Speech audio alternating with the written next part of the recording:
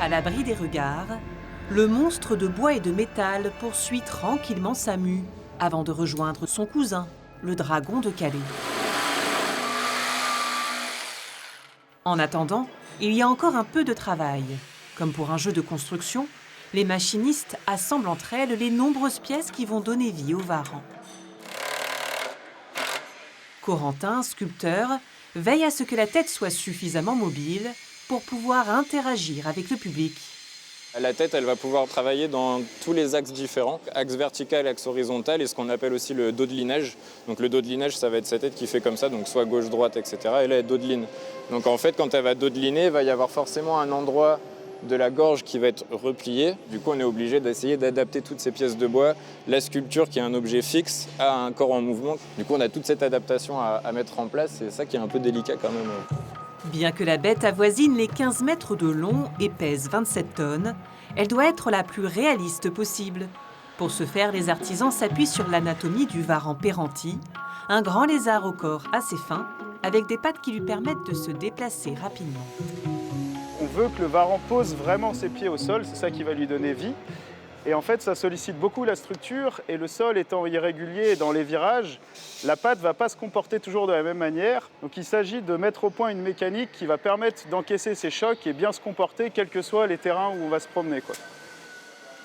Dans cet immense hangar, ils sont plus d'une centaine métalliers, hydrauliciens, menuisiers à se coordonner au quotidien. Le laser, si j'arrive à le placer là, tant qu'il n'y a pas trop de monde, comme ça, moi je les trace et normalement, dès demain matin, on pourra démonter la pièce.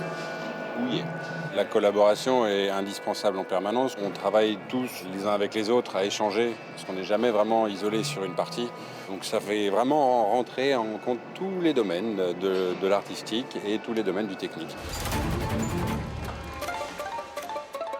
Chaque année à Nantes, les créatures fantastiques issues de l'imagination de l'artiste François de la Rosière attirent en moyenne près de 700 000 visiteurs. Ce jour-là, fait rare, je vais vous expliquer comment on fabrique un Varan ou un dragon de Calais. la compagnie ouvre les portes de son atelier à 150 chanceux. Des Calaisiens invités à découvrir ce nouveau personnage en avant-première. Donc ici, vous avez des essais de texture de peau. D'après vous, laquelle a été validée? Celle-là? Les enfants ont raison, c'est celle-là.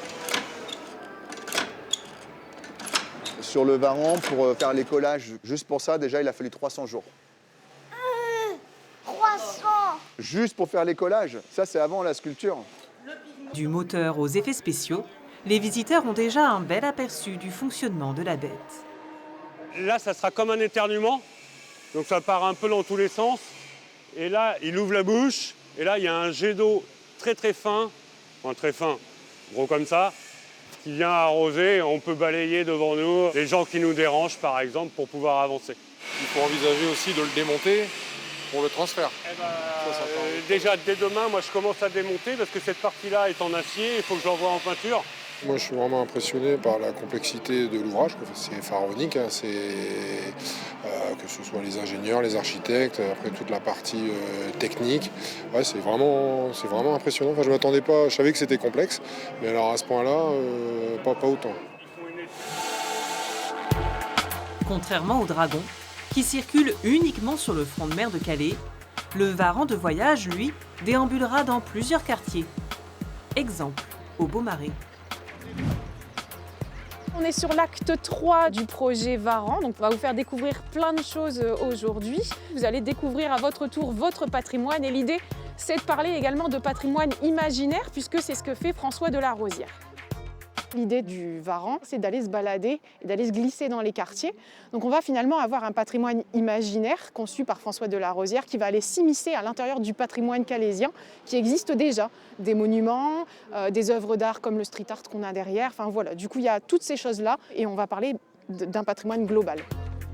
Le Varan qui arrive, c'est le Varan de tous les Calaisiens. Le Varan ne va pas venir de lui-même, c'est le dragon qui va l'appeler grâce à des ultrasons et des ondes qu'il va envoyer et qui va permettre de ramener tous les animaux dont il est constitué. Et l'idée, c'est effectivement qu'il y ait toute une famille de sauriens qui ensuite arrivent à Calais et écrivent l'histoire de la ville avec les habitants de Calais. J'attends le spectacle à grands pas. On ne sait pas si le Varan va s'entendre avec le dragon, s'il va y avoir une dispute ou... Voilà, suspense.